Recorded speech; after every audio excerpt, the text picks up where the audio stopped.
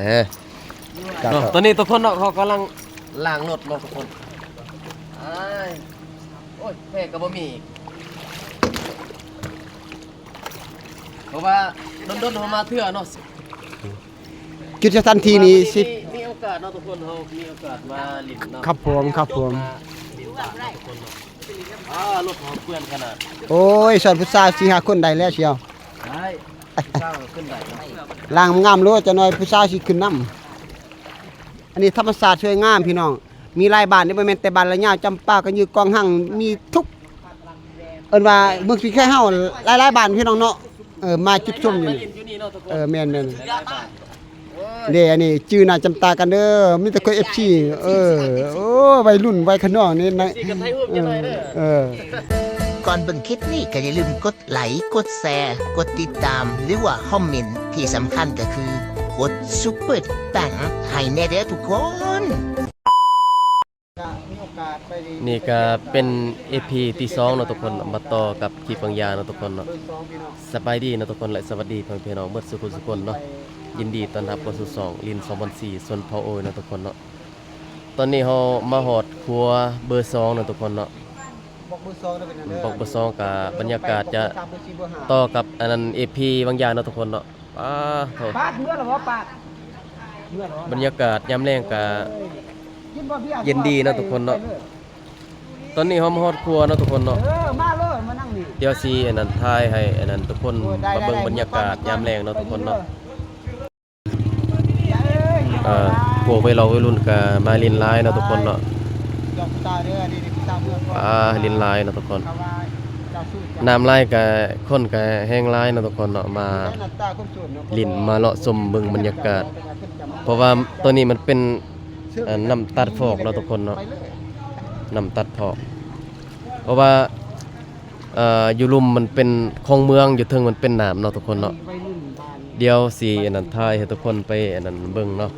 ไปเบิ่งคลองเมืองเนาะทุกคนเนาะ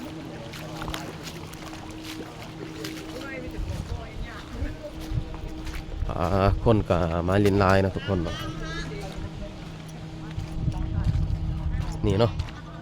เดี๋ยวสิขึ้นไปถ่ายเบิ่งให้ทุกคนเบิ่งเนาะนี่เนาะอยู่ลุ่มก็เป็นน้ำคลองเมืองไหลเนาะทุกคนเนาะอยู่เทิงก็เป็นกะเครื่องจักรเนาะใดเนาะทุกคนเนาะเสียงดังกะวิเนาะทุกคนเนาะอยู่ลุ่มก็เป็นน้ำไหลเนาะทุกคนเนาะอยู่เทิงก็เป็นครัวเนาะทุกคน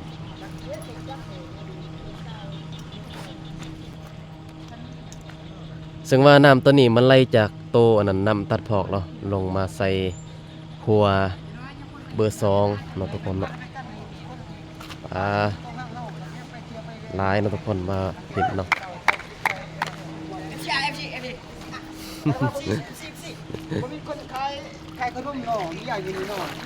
บ่มีเสี่ยวเพราะว่าแม่ค้าเขาบ่มาเด้บรรยากาศยามแลงเนาะทุกคนเนาะก็สิประมาณนี้เนาะโอเคเป็นจำปาบ่เป็นจำปาเชฟบ่นี่เชียวจักเด้เขาว่าจะมื้อนี้จะเป่าเสพบ่นี่ไปเบิ่งข้าวชั่วข้าวไปบ่เพราะว่าวันที่1เดือน6นี่เขาเสพไปถึงมื้อเลยบ้านให้เขาบ่ได้จับดอกไปซื่อๆไปเล่นค่อยโอ้น้ำก็เย็นดีเนาะทุกคนเนาะนี่เนาะเย็นขนาดน้ำเนาะมันเป็นครัวเบอร์2เนาะเกือนเซเปียนเซน้ำหน่อยเนาะFC ก็มาไล่ทุกคนตอนนี้ทุกคนเนาะเขากำลังล้างรถเนาะทุกคนโอ้ยแพ้ก็บ่มีเพราะว่าโดนๆมาเถื่อเนาะสิจุดทันทีนี้สิมีโอกาสเนาะทุกคนเฮามีโอกาสมาลิ้นเนาะครับผมรถของเพื่อนขนาดโอ้ยสอนผู้สาว4-5คนได้แล้วเชียวได้เจ้าขึ้นได้ล่างงามรู้จะน้อยผู้สาวสิขึ้นนำอันนี้ธรรมศาสตร์ช่วยงามพี่น้องมีหลายบ้านนี่บ่แม่นแต่บ้านละยาวจำปากันอยู่กองหั่งมีทุกเอิ้นว่าเมืองสิแค่เฮาหลายๆบ้านพี่น้องเนาะมาจุดชมอยู่นี่แม่น เด้อันนี้ชื่อหน้าจำตากันเด้อมีแต่คน FC โอ้วัยรุ่นวัยขนองนี่นะ สิกันไทยฮู้จังไดเด้อ ฮักแฟงกันบ่าวจันเจ้าพาไปพี่น้องเอ้ยผู้ใดฮู้จักจันเจ้าอัตตปือนี่โอ้สุดยอดเฮาบ่ไปดอก ยินดีเนาะทุกคนเนาะ โดย เออ จันเจ้าเองพี่น้องเอ้ยฮักแฟงกัน ตอนนี้กำลังล้างรถเนาะ แม่นรถงามบ่เชียวเอ้ยซื้อใหม่ๆบ่ซื้อจักเดือนเลยนี่ โอ้ยกำลังขี่10หาชั่วโมงวันนี่เด้อ โอ้กำลังขี่สิบาททุกวันโอ้ก็ย้อนรถยังงามอยู่ คือบ่ไปล้างอยู่ออดเอชีเลยบ่มีเวลา บ่มีเวลาเด้กำลัง แม่น มื้อนี้มีเวลาก็เลยว่าเราให้อันนั้น FC แล้วว่าทุกคนมาเบิ่งบรรยากาศยามแลงเนาะทุกคนเนาะ ครับผมอาล้างรถอนามัยสามสะอาดละยาวลงไปแล้วบ้านจำปาวลงไปแล้วบ้านเข้มสั่งลงไปแล้วบ้านห่มลงไปเลยบ้านจุมโพยลงไปแล้วสนามไส้เลยนะ จักเว้นจักบ่ จะได้ไปบ้านสะเพาทองไปเลยบ้านรัก3รัก7ทายหินหอดไปบ้านกระยือกองหั่งนั่นแหละไปเลยเฮา อายุบ้านไหน บ้านนี้เลยบ้าน เอาเนี่ยเลยยาว เลยยาวเลยบ้านพี่ใส่สูตรคือการหน้าตาบ่รออยู่ซี่แหละรวมกันเนี่ยรวม สูตรคือกันเห็นนี่เชียว ตอนนี้กำลังล้างรถนี่ กำลังละเชียวกันเด้นี่เชียวรุ่นน้องพี่น้องเอ้ยเพราะว่าก้อยลื่นเพิ่นประมาณ7ปีพี่น้องเอ้ยยังเป็นเชียวคือเก่าก้อยแก่กว่าเพิ่นเด้ก้อยรุ่นอ้ายเพิ่นว่าบ่เป็นหยังบ่เป็นหยังไอ้เชียวก้อยดีกว่านี่มันล้างรถนี่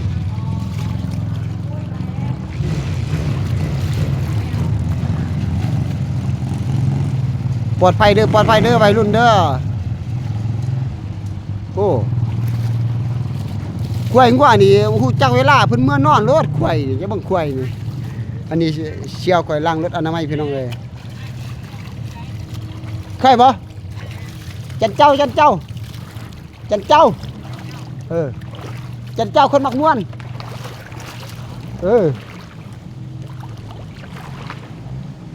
ไปบ่จับปลาจะได้ไปบ่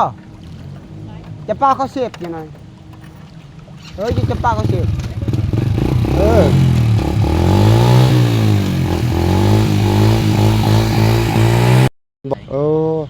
พี่น้องอยู่บ้านใดนี่ อยู่อันนั้น เสียกล้องวะ ใช่แม่น สำกีใส่บ้านชาสัมพันธ์บ่ บ้านนี่นะบ้านเชียงใหญ่ โอ้บ้านชิ้นใหญ่บ้านหัวหน้าข้อยอีสานนี่เป๊ปซี่บ่ เป๊ปซี่ โอ้เนี่ยเสียบๆอย่าบ่กินเนี่ยผิดกฎหมายหรอ บ่เป็นหยังนี่เป๊ปซี่เพิ่นว่าโอ้คักเต็มจอพี่น้องน้ำก้อนพร้อม ส่องผู้ที่ตามเพจไลน์หรอบ่ แพงทุกๆ FC เฮา บ้านเฮาขึ้นไปนี่ฮอดบ่ ฮอดใส่ หารัก ขออนุญาตจากก็มีหลายจุดรปภเฮาก็มาด้วยความนับถือบ่เป็นหยังดอกรปภทางนี้คันว่าแว่ทางนั้นของการบ่ได้ทางไปทางหลวงบ่เป็นหยัง บ่น่าสมมุติว่าขึ้นไปหน้าผา เส้นทางคือได้ไปถ่ายรูปได้สิเป็นหยังนี่ บ่มี เกิดสิเปลี่ยน บ่มีอายน้องรปภยามติ บ่มีไอ้รปภนั่นบ่มีดอกมีแต่จุดร่วมแม่นแหละนั่นแหละบ่แม่นมักไอ้ทางฮักแพงกัน บอกว่า อันนี้หมู่คู่ มาเนาะทุกคนเนาะบรรยากาศยามแลงเนาะ ได้บ่นี่ ได้กลับแล้วโอ้มีตู้แบบโอ้พับเป็นเดียว ตอนนี้เฮา กับเก็ตเซนสุก มาล้างรถเป็นที่เรียบร้อยเนาะทุกคนเนาะเดี๋ยวสิพาทุกคนไปรับชมเบิ่งอันนั้นแคมป์ของเมืองเนาะทุกคนเนาะเดี๋ยวสิถ่ายเบิ่งบรรยากาศเนาะเดี๋ยวสิถ่ายเบิ่งบรรยากาศยามแลงเนาะตอนนี้เฮากำลังไปแล้วเนาะทุกคนเนาะน้ำก็เย็นดีเนาะเป็นน้ำธรรมชาติน้ำตกมาเทพูเนาะทุกคนเนาะยามหนาวเนี่ยก็แห้งหนาวเนี่ยแห้งเย็นนะทุกคนนะน้ำเนาะซ้ำว่าน้ำก่อนแล้วเนาะทุกคนเนาะไปเนาะทุกคนเนาะเดี๋ยวสิพาไปอันนั้นเบิ่งแคมป์ของเมืองเนาะสิถ่ายให้ทุกคนเบิ่งบรรยากาศยามแลงเนาะ มื้อนี้ตรงหน้าบ้านจำเป้าพี่น้องเอ้ยทางเมือง ยำเป้าและเหย้าก็รวมกันเลยเนาะทุกคนเนาะเพราะว่าหน้าทางอัตตปือเฮานี่ก็ใหญ่พอสมควรเนาะบ่คือทางอันนั้นเนาะทางอันนั้นหน้าชนบทลาวใต้ในเฮานี่ก็ใหญ่เนาะทุกคนหน้าเนาะทุกคนโอ้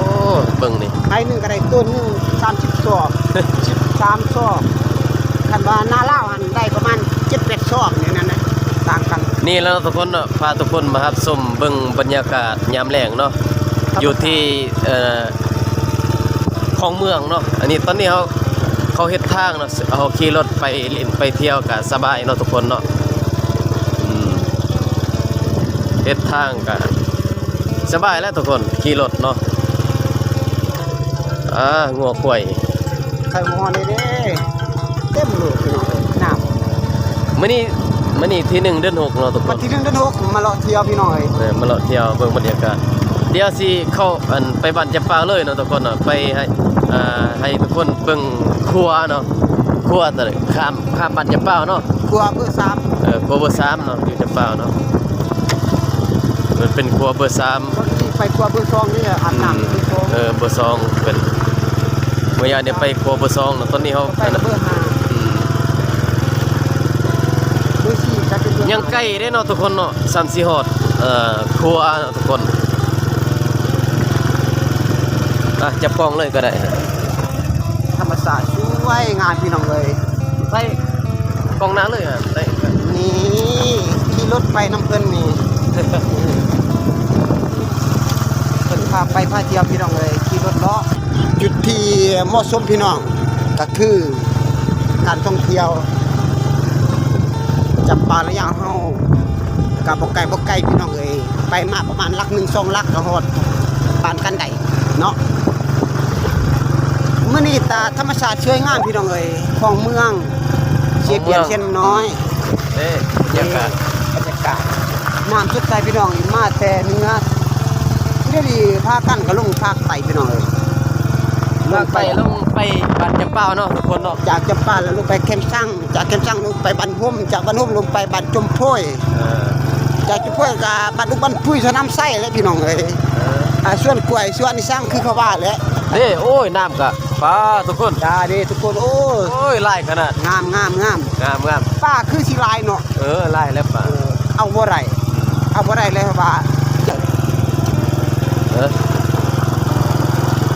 มีรถอยู่บอกเบอร์3พี่น้องเลย ตอนนี้เขากำลังมาหอดบอกเบอร์3สีเลี้ยวครัวไปอันนั้นเนาะนี่เนาะทุกคนเนาะตอนนี้เขามาหอดบอกเบอร์3เนาะทุกคนเนาะ บอกว่า3เลยครัวแท้พี่น้องครัวแท้ครัวจริง ครัวข้ามไประยะไปจำปาเนาะทุกคนเนาะครัวบอกเบอร์3เนาะ ทางนี้เอาเรียกครัวพี่น้องเลย ซึ่งว่าเลี้ยวครัวเนี่ยก็เป็นบ้านจำปาเนาะทุกคนเดี๋ยวสิ ทางเลี้ยวใต้ก็เป็นบ้านระยะใต้ทันไป แม่น เป็นบ้านแคมป์สั่งบ่ได้ ตอนนี้ กดอกกดใจผิดกดใจกดไลค์กดแชร์ได้เด้อ ตอนนี้กำลังไปบ้านเข็มสั่งบ่แม่น จำเปา บ้านจำปาเนาะสิเลาะถ่ายเบิ่งบรรยากาศอยู่บ้านจำปาเนาะทุกคนเนาะ เขาว่ามื้อนี้เขาสิเป็นปีมวนบ่หรือว่าคนไปสิลองไปเบิ่ง ก็ว่ามื้อนี้เซฟอยู่บ้านจำปาเนาะเดี๋ยวสิมาลุ้นนำกันว่าสิมีจักบ่มีเนาะแล้วแต่เนาะมื้อนี้เนาะทุกคนกันบ่มีก็กลับเนาะกันบ่มีแล้วตอนแรกก็ไปต่อได้บัดนี้เด้อ วันนี้พระเจ้าบอกไปนำเรื่องพี่น้องก่อนพี่น้องคนนี้พี่น้องคนพาไปหรอกแล้วมีกันนั่งจังเลยทำกันแรงพี่น้องเลยมาแข่งกันคือเก่า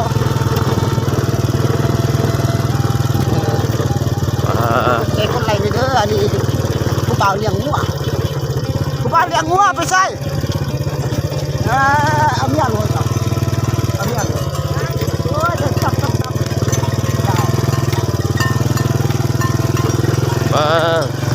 งัวเนาะทุกคนลายเขาเมางัวเนาะนี่แหละเนาะทุกคนเนาะถ่ายบรรยากาศให้ทุกคนเบิ่งบ้านจำปาเนาะ อันนี้มาที่แต่บ้านเปล่าเพื่อนพี่น้องจำเจ้า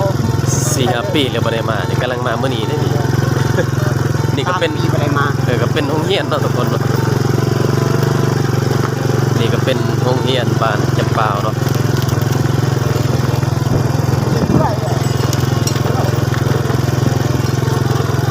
งัวก็ลายพอสมควรนะทางเขตชนบทเฮาอยู่ที่บ้านจำปาเนาะทุกคนเนาะโอ้ ไม่ใช่นิ่ม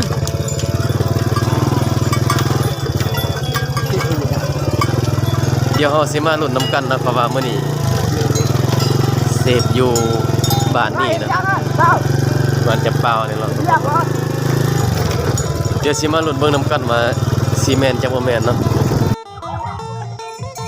ตอนนี้เฮามาฮอดบ้านจำปาเป็นที่เรียบร้อยเนาะทุกคนเนาะตอนนี้เฮามาฮอดอยู่ที่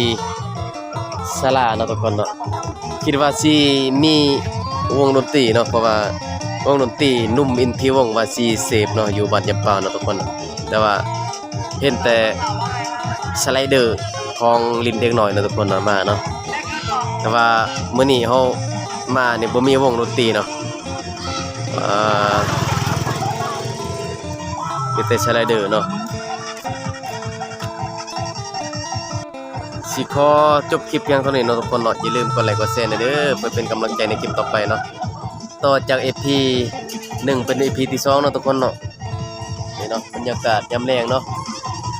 อยู่ที่บ้านจำปาเนาะบ๊ายบายนะทุกคนเนาะเดี๋ยวเจอกันคลิปหน้าเนาะ